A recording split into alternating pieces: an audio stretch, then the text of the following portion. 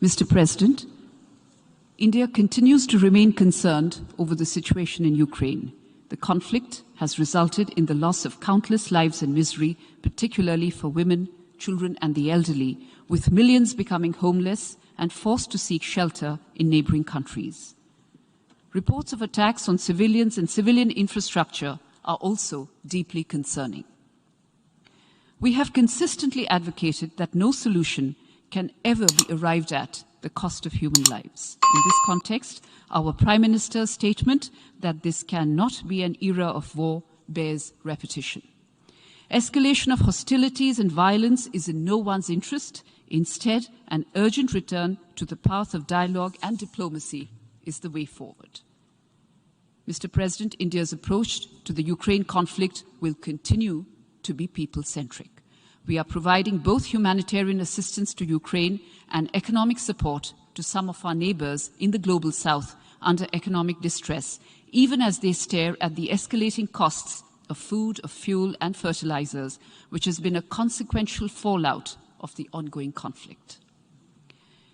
Mr. President, the overall objective of today's resolution, seeking a comprehensive, just and lasting peace in line with the UN Charter, is understandable. We also note the emphasis on increasing support by member states for diplomatic efforts to achieve peace, as well as support for the Secretary General's efforts to promote a comprehensive, just and lasting peace in Ukraine. However, reports from the ground portray a complex scenario with the conflict intensifying on several fronts. Today, as the General Assembly marks a year of the Ukrainian conflict, it is important that we ask ourselves a few pertinent questions. Are we anywhere near a possible solution acceptable to both sides? Can any process that does not involve either of the two sides ever lead to a credible and meaningful solution?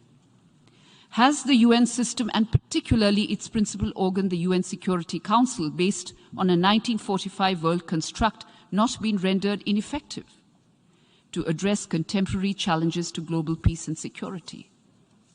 Mr. President, India remains steadfastly committed to multilateralism and upholds the principles of the UN Charter.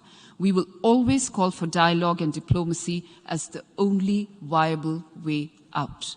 While we take note of the stated objectives of today's resolution, given its inherent limitations in reaching our desired goal of securing lasting peace, we are constrained to abstain. Thank you.